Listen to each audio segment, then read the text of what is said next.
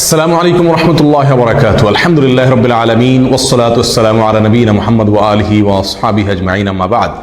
সুপ্রিয় দর্শক শ্রোতা ভাই বোনেরা, আজকের পৃথিবীর সবচাইতে আলোচিত এবং ঘটনাবহুল ভূখণ্ডসমূহের অন্যতম হলো সিরিয়া।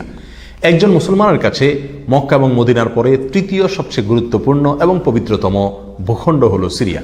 কারণ রাসূল করিম সাল্লাল্লাহু আলাইহি সাল্লামের বহু তাৎপর্যপূর্ণ ভবিষ্যৎবাণী রয়েছে সিরিয়াকে কেন্দ্র করে। আজকের সিরিয়ার প্রাচীন এবং ঐতিহাসিক নাম ছিল শাম। এই শামকে কেন্দ্র করে যতগুলো বর্ণনা হাদিসের কিতাবসমূহে পাওয়া যায়, সেই শামের সীমানা অবশ্য আজকের সিরিয়া থেকে বেশ খানিকটা বিস্তৃত এবং বড় ছিল। সিরিয়া, জর্ডান, ফিলিস্তিন এবং লেবানন এই দেশগুলো মিলে ছিল তখনকার শাম। অবশ্য তখনকার শামের সবচেয়ে প্রধান এবং বড় অংশ যেহেতু আজকের সিরিয়ায়, সেই জন্য সিরিয়াকেই সাধারণত শাম বলা হয়। শাম বা সিরিয়ার প্রধান এবং অন্যতম বৈশিষ্ট্য হলো যুগে যুগে আল্লাহ সুবহানাহু ওয়া তাআলার পক্ষ থেকে বিভিন্ন নবী রাসূল যে সারা পৃথিবীতে এসেছেন, তাদের সবচেয়ে বড় অংশ এবং সবচেয়ে বেশি সংখ্যক নবী রাসূল এসেছেন এই শাম বা সিরিয়ায়। শাম বা সিরিয়া এটাই কিয়ামতের ময়দান হবে। কিয়ামতের দিন লোকেরা এখানেই সমবেত হতে থাকবে। এর বাইরেও শাম বা সিরিয়া প্রসঙ্গে রাসূল করিম সাল্লাল্লাহু আলাইহি সাল্লামের আরো অনেক গুরুত্বপূর্ণ মন্তব্য এবং বক্তব্য রয়েছে। সামান্য কয়েকটি বক্তব্য আজ আপনাদের সম্মুখে আমরা পেশ করতে চাই। তার মধ্যে এক নম্বর হলো সহিহ বুখারীতে বর্ণিত হয়েছে, নবী আলাইহিস সালাম বলেছেন, লা তাযালু তায়ফাতুম মিন উম্মতি মানসুরিন লা ইয়াদুররুহুম মান খাযালাহুম হাত্তা তাকুমাস সাআহ। অর্থাৎ আমার উম্মতের মধ্যে একটা বিশেষ শ্রেণী, বিশেষ কিছু লোক থাকবে, একটা দল থাকবে যারা সত্যের পক্ষে লড়াই করতে থাকবে, আল্লাহর সাহায্য তাদের সঙ্গে থাকবে এবং তারা এই সত্যের পক্ষের লড়াইকে অব্যাহত রাখবে কিয়ামত কায়েম হওয়া পর্যন্ত। তাদেরকে যারা পর্যদস্ত করতে চায়, অপমান করতে চায়, ক্ষতি করতে চায়, তাদের কেউই তাদের কোনো ক্ষতি করতে পারবে না। এই হাদিসে নবী আলাইহিস সালাম যে দলটির কথা বলেছেন, যারা সাহায্য প্রাপ্ত হবেন আল্লাহর পক্ষ থেকে এবং যারা অটল অবিচল থাকবেন সত্যের উপরে কিয়ামত পর্যন্ত, যাদেরকে কেউ অপদস্থ করতে পারবে না, সেই দলটি কারা এবং তাদের অবস্থান কোথায় হবে, এই প্রসঙ্গে সহিহ বুখারীতে নবী আলাইহিস সালামের একাধিক সাহাবায়ে কেরামের মন্তব্য রয়েছে, যারা বলেছেন যে এখানে যে দলটির কথা বলা হয়েছে তারা হলেন সিরিয়ায় অবস্থানকারী হবেন এবং এটা হবে কিয়ামতের ঠিক আগ মুহূর্তে। তাবরানীর এক বর্ণনা নবী আলাইহিস সালাম নিজেও বলেছেন আল্লাহর সাহায্যপ্রাপ্ত সেই দলটি থাকবে সিরিয়ায় বা শামে। সিরিয়া প্রসঙ্গে দ্বিতীয় হাদিসটি বর্ণিত হয়েছে সহিহ বুখারীতে। বিখ্যাত সাহাবী আব্দুল্লাহ ইবনে ওমর রাদিয়াল্লাহু তাআলা আনহু বলেছেন, রাসূল করিম সাল্লাল্লাহু আলাইহি ওয়াসাল্লাম ইরশাদ করেছেন, আল্লাহুম্মা বারিক লানা ফি শামিনা ওয়া ফি ইয়ামানিনা। অর্থাৎ আল্লাহ আমাদের সিরিয়ায়, আমাদের ইয়ামানে আপনি বরকত দান করুন। এই কথা বলার পরে উপস্থিত লোকেরা বলল, ইয়া রাসূলুল্লাহ ওয়া ফি নাজদিনা, আমাদের নজদেও আল্লাহ বরকত দান করুন, সেই দোয়া করুন আপনি। নবী আলাইহিস সালাম তাদের কথায় কর্ণপাত না করে আবারও বললেন, আল্লাহুম্মা বারিক লানা ফি শামিনা ওয়া ফি ইয়ামানিনা। লোকেরা আবারও বললেন, ওয়া ফি নাজদিনা, আমাদের নজদেও। নবী আলাইহিস সালাম তখনও একই কথার পুনরাবৃত্তি করলেন এবং পরিশেষে বললেন, নাজদ সেই জায়গায় তো ফিতনা ফাসাদ হবে, সেখানে তো হত্যা, মারামারি, খুনাখুনি হবে, সেখানে তো ভূমিকম্প দেখা দিবে এবং সেখান থেকে তো শয়তানের শিং উত্থিত হবে, সেখান থেকে তো শয়তানের শিংয়ের আবির্ভাব ঘটবে, বের হবে। এখানে নাজদ বলতে কোন এলাকাকে বোঝানো হয়েছে, এই প্রসঙ্গে মুহাদ্দিসিন ইকরামের বেশিরভাগের মন্তব্য হলো নাজদ বলতে ইরাককে বোঝানো হয়েছে। নাজদ বলা হয় উঁচু অঞ্চলকে, আরবের বিভিন্ন অঞ্চলকে নাজদ বলা হয়। হেজাজ এটাকেও নাজদ বলা হয়, যেটা সৌদি আরবের ভিতরে, আর ইরাককেও নাজদ বলা হয়। সহিহ বুখারীর বিশ্ববিখ্যাত ব্যাখ্যাতা আল্লামা কিরমানী রাহিমাহুল্লাহ এবং আল্লামা খাত্তাবী রাহিমাহুল্লাহ এবং আল্লামা ইবনে আব্দুল বার রাহিমাহুল্লাহ সহ অনেক বড় বড় মুহাদ্দিসিন ইকরাম এবং হাদিসবিদগণ মন্তব্য করেছেন যে হাদিসের শেষ অংশে নবী আলাইহিস সালাম যে নাজদ প্রসঙ্গে মন্তব্য করেছেন, সেখানে নাজদ বলতে ইরাককে বোঝানো হয়েছে। হাদিসের সবচেয়ে বড় সমাহার কানজুল উম্মালে আবু নাঈমে বর্ণিত নবী আলাইহিস সালামের এক হাদিসে পরিষ্কারভাবে নবী আলাইহিস সালাম নিজেই বলে দিয়েছেন এখানে নাজদ বলতে ইরাককে বোঝানো হয়েছে। যাই হোক, এই হাদিস থেকে আমরা বুঝতে পারলাম বরকত নবী আলাইহিস সালাম চেয়েছেন আল্লাহর কাছ থেকে এই শাম বা সিরিয়ার জন্য। তাহলে এই শাম বা সিরিয়া এটা গুরুত্বপূর্ণ একটি জায়গা এবং নবী আলাইহিস সালামের কাছে খুবই প্রিয়, আল্লাহর কাছে খুবই তাৎপর্যপূর্ণ একটি ভূখণ্ড। তৃতীয়ত যে হাদিসটি আমরা এই প্রসঙ্গে পেশ করতে চাই, সেটি বর্ণিত হয়েছে সুনানে আবু দাউদে এবং মুসনাদে আহমদে। নবী আলাইহিস সালাম থেকে বর্ণনা করেছেন আব্দুল্লাহ ইবনে হাওয়ালা রাদিয়াল্লাহু তাআলা আনহু, তিনি বলেন যে রাসূল করিম সাল্লাল্লাহু আলাইহি ওয়াসাল্লাম আমাকে বলেছেন, দেখো যখন তুমি দেখবে যে খেলাফত পবিত্র ভূমিতে অবতরণ করেছে, নেমেছে, এসেছে, প্রতিষ্ঠিত হয়েছে, তখন তুমি ধরে নিবে যে কিয়ামত খুবই সন্নিকটে এসে গেছে। এই হাদিসে নবী আলাইহিস সালাম পবিত্র ভূমিতে যে খেলাফত অবতরণ করলে কিয়ামত নিকটবর্তী এটা বোঝা যাবে বলেছেন। এখানে পবিত্র ভূমি বলতে তিনি কি বুঝিয়েছেন, এই ব্যাখ্যা প্রসঙ্গে প্রায় সকল মুহাদ্দিসিন ইকরামের অভিমত হলো নবী আলাইহিস সালাম এখানে সিরিয়াকে বুঝিয়েছেন। আগে এবং পরের আলোচনাকে পর্যালোচনা করলে সেটাই পরিষ্কার হয়ে যায়। সিরিয়া প্রসঙ্গে চতুর্থ যে হাদিসটি আমরা পেশ করতে চাই, সেটি সুনান তিরমিজিতে বর্ণিত হয়েছে। সেই হাদিস থেকে বোঝা যায় নবী আলাইহিস সালাম সিরিয়াকে গোটা মুসলিম বিশ্বের জন্য হৃৎপিণ্ড হিসেবে অভিহিত করেছেন, মন্তব্য করেছেন। তিনি বলেছেন, সিরিয়ার লোকেরা যখন খারাপ হয়ে যাবে, মন্দ এবং খারাপ দিক যখন সিরিয়ার লোকদেরকে গ্রাস করবে, ছেয়ে যাবে, তখন তোমরা ধরে নিবে পৃথিবীর কোনো জায়গায় আর কোনো ভূখণ্ডে মুসলমানদের মধ্যে আর কোনো কল্যাণ অবশিষ্ট নেই। অর্থাৎ হৃৎপিণ্ডের মতো সিরিয়ার মানুষের মধ্যে যখন পচন ধরবে তখন গোটা দেহে গোটা মুসলিম বিশ্বের মধ্যেই পচন তার আগেই ধরে গেছে, এটা পরিষ্কারভাবে বোঝা যাবে। এ হাদিস থেকেও সিরিয়া অত্যন্ত গুরুত্বপূর্ণ ভূখণ্ড, সেটা পরিষ্কারভাবে আমরা বুঝতে পারি।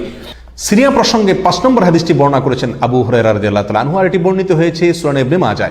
নবী আলাইহিস সালাম বলেছেন, একটা সময় আসবে যখন গোটা বিশ্বে বড় বড় যুদ্ধ বিগ্রহ সংগঠিত হবে, বিশ্বজুড়ে যখন বড় বড় যুদ্ধ দেখা দিবে, তখন মাওয়ালিদের অর্থাৎ নওমুসলিমদের একটি দল আল্লাহর পক্ষে, সত্যের পক্ষে, আল্লাহর দ্বীনের জন্য লড়াই করতে থাকবে এবং তখনকার আধুনিক যত অস্ত্রশস্ত্র এগুলিতে তারা সজ্জিত থাকবেন এবং সত্যের পক্ষে লড়াই করতে থাকবেন। তাহলে চরম সংকটময় পরিস্থিতিতে আল্লাহ সুবহানাহু ওয়া তাআলার একটা বিশেষ সাহায্য এবং অনুগ্রহ আমরা দেখতে পাচ্ছি, আর সেটা অবতীর্ণ হবে, সেটা নাজিল হবে এই সিরিয়ার দামেস্ক নামক শহরে। নাম্বার 6, সিরিয়া প্রসঙ্গে নবী আলাইহিস সালামের আরেকটি তাৎপর্যপূর্ণ ভবিষ্যদ্বাণী রয়েছে, যেটি বর্ণিত হয়েছে সহিহ মুসলিমে। বর্ণনা করেছেন সাহাবী নওয়াস ইবনে সুমআন রাদিয়াল্লাহু তাআলা আনহু। তিনি বলেছেন, নবী আলাইহিস সালাম একবার দাজ্জাল প্রসঙ্গে দীর্ঘ এবং বিশদ আলোচনা করলেন। একটা পর্যায়ে এসে তিনি বললেন, কিয়ামতের পূর্বে আল্লাহর নবী ঈসা আলাইহিস সালাম যে আসমান থেকে অবতরণ করবেন পৃথিবীতে, তিনি অবতরণ করবেন মূলত সিরিয়ার দামেস্ক নামক শহরের, বর্তমান যে রাজধানী সেই দামেস্ক শহরের পূর্ব অঞ্চলের একটি উঁচু এবং সাদা মিনারায় তিনি অবতরণ করে দুনিয়াতে আসবেন। এসে সারা পৃথিবী জুড়ে তাণ্ডব চালানো দাজ্জালের বিরুদ্ধে তিনি লড়াই করবেন এবং সিরিয়ার এই লুদ নামক জায়গায় তিনি দাজ্জালকে হত্যা করবেন। একজন মুসলমানের কাছে যে সিরিয়ার ভূখণ্ডটি অত্যন্ত তাৎপর্যপূর্ণ তা পরিষ্কারভাবে হাদিসের মাধ্যমে ফুটে ওঠে। নাম্বার 7, তিরমিজি বর্ণিত এক হাদিসে আসছেন, নবী আলাইহিস সালাম ইরশাদ করেছেন, কিয়ামতের পূর্বে ইয়েমেনের হাজরামাউত নামক শহরে সেখানে আগ্নোৎপাত দেখা দিবে, আগ্নেয়গিরি দেখা দিবে এবং সে আগুন মানুষকে ধাওয়া করতে থাকবে। সেই পরিস্থিতি আসলে কিয়ামতের ঠিক পূর্ব মুহূর্তে আমরা কি করব, এই প্রসঙ্গে সাহাবা ইকরাম নবী আলাইহিস সালামের কাছে দিক নির্দেশনা চাইলে তিনি বললেন, আলাইকুম বিশাম, তোমরা শাম বা সিরিয়ায় গিয়ে আশ্রয় নিবে। অন্য এক হাদিসে আসছেন, নবী আলাইহিস সালাম বলেছেন, একটা সময় আসবে যখন 3টা জায়গায় একসঙ্গে যুদ্ধ চলবে, সিরিয়ায় এবং ইয়েমেনে এবং ইরাকে। একজন সাহাবী প্রশ্ন করলেন, ইয়া রাসূলুল্লাহ, আমাকে ওই সময় আপনি কোন পক্ষের হয়ে লড়াই করার জন্য নির্দেশ করবেন? নবী আলাইহিস সালাম বলেছেন, তুমি শামের হয়ে অর্থাৎ সিরিয়ার হয়ে তুমি লড়াই করবে, আর যদি সিরিয়া হয়ে লড়াই করার সামর্থ্য তোমার না থাকে তাহলে ইয়েমেনের পক্ষ তুমি অবলম্বন করবে। এই হাদিসে একেবারে পরিষ্কারভাবে সিরিয়ার গুরুত্ব এবং তাৎপর্য আমাদের কাছে ফুটিয়ে তুলছে।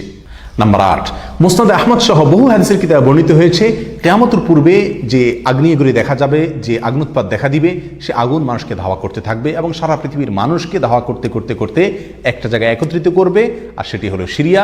নবী আলাইহিস সালামের ভাষায় আরদুল মাহশারি ওয়াল মানশার, অর্থাৎ সিরিয়াই হবে কিয়ামতের ময়দান। কিয়ামতের সময় সারা পৃথিবী থেকে মানুষ সমবেত হয়ে এই সিরিয়াতেই একত্রিত হতে থাকবে।